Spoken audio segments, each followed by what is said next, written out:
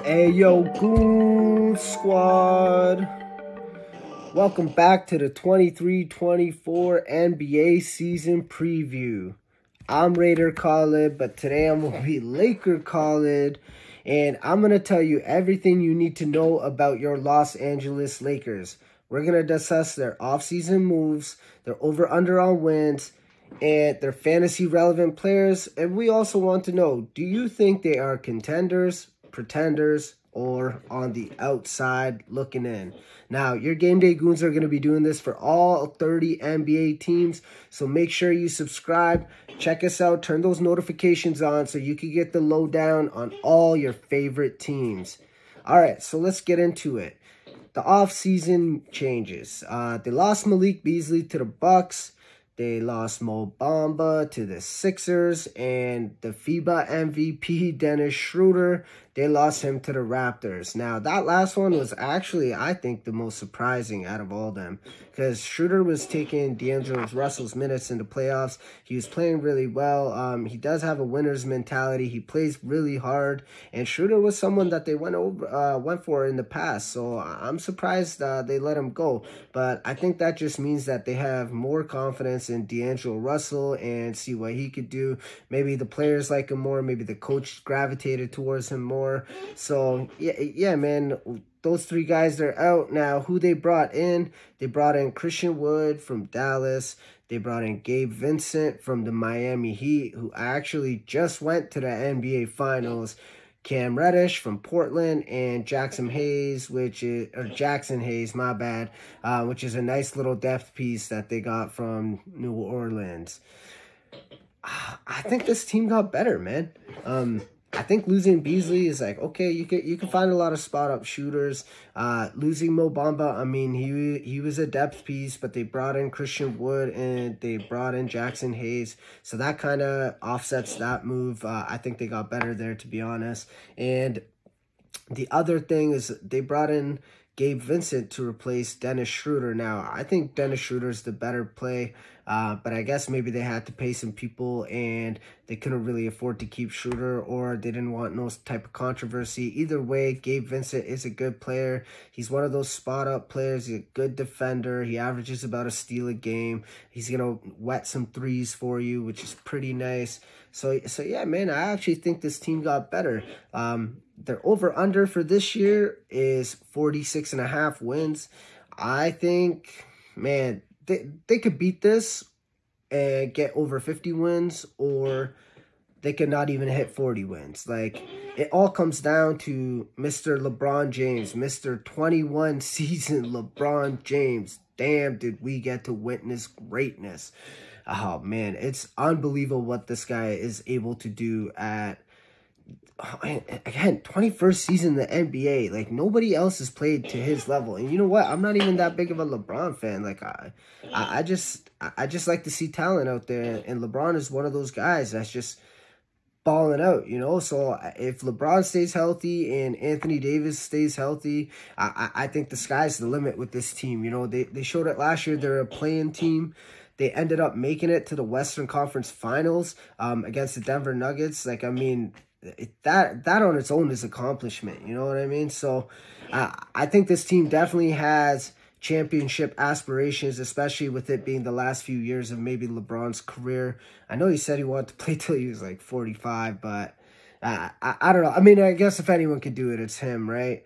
So, yeah, I definitely can see them hitting the over. Let's just say they're healthy. I say they win about 49 to 50 games, barring health, right? On the worst side of things, maybe they're in the play-in team, but I don't really see them being really anywhere out of there. I don't see them being a lottery team or anything like that. Even if one of LeBron or AD get hurt, I don't really see them getting out of the playoffs, because the other one should be there, which would be pretty nice. Now, they're in the Pacific Division, which is one of the tougher divisions in the league. You got Phoenix, Golden State, the Clippers, the Kings, and obviously the Lakers. Now, I think they could end up being anywhere between 1 to 4 there, you know? I think they're definitely better than the Kings, but with Golden State's championship pedigree, you never know. Steph, Clay, Dre, now with Chris Paul and Andrew Wiggins. The Clippers are always pretty good, but again, it always comes down to health with those guys. Phoenix, that's another team we're going to get into in a different video, you know, so I think Phoenix is one of those contenders as well, but the Lakers can definitely play ball with any of them. So yeah, my pick is for them to go over the 46.5 wins, and I'm guessing that LeBron and AD stay healthy. Now, for all you fantasy heads, this is the moment that you've been waiting for. Let's get into the fantasy relevant players, all right? Obviously, first you got Mr. LeBron James. 29 points, 8 rebounds, 7 assists a game with a steal, half a block, over 50% from the field goal. The only place he really hurts you is your turnovers and your free throw percentage, and even then, it's not that bad. So yeah, LeBron James is going around your 3rd round in your NBA fantasy leagues in the drafts. I actually picked him in the 3rd round. I had the 9th overall picks. And LeBron James was one of those guys I was targeting because I knew he would slip to me, you know. I think he's going to try and stay healthy because he's only got a few more years left, right? So I think he's definitely gunning for the chip. Now with all these rest rules, LeBron I think is going to play more. So I think LeBron is definitely worth the draft pick. The other player, obviously, is Anthony Davis. Is he going to be that top 5 fantasy player that we're used to before he had all the injuries piled up? Or is he going to be Mr. Street Clothes once again? He did say that he wanted to play more games this year. Again, with these rest rules, maybe he will. It just comes down to, like, can he stay healthy? I know every time this man goes up for a rebound, every time he goes in for a jam, like, we're all worried, like, oh my God, is he going to come down? Like, and is he going to be healthy? Like, is he going to break his foot? Like, who knows? There's a clip of Anthony Davis playing 2K, and even he was playing 2K with himself, and he got injured in the game and started laughing. He's like, damn, this game realistic as hell. So it really comes down to if he's healthy. Now his ADP is 13. I definitely think he's worth it. Even with 60 games of Anthony Davis, he finished as a top 15 overall player. So Anthony Davis is one of those guys that I would be targeting. D'Angelo Russell is another one. He's pretty good. He averaged about 17 points and 6 assists a game. 47% from the field, which is actually pretty good for D'Lo, and 88% from the free throw, so you know he's helping you out there. He's averaging 2.7 3-pointers a game. That's pretty damn good, man. And he's averaging a steal a game too, so you know he's putting in work on the defensive side of things. I think the one place where he really hurts you, obviously, is going to be your turnovers. He is a little turnover prone, but I mean, he does a lot of other things, and the Lakers believe in him, man. They let Schroeder go, and they kept D'Lo, so you got to take that into consideration, you know. And his ADP is at 71, right? And I definitely think he's worth that, you know. So yeah, if you want D'Angelo Russell, I think he is a safe pick there. Austin Reeves is another guy. His ADP is 89.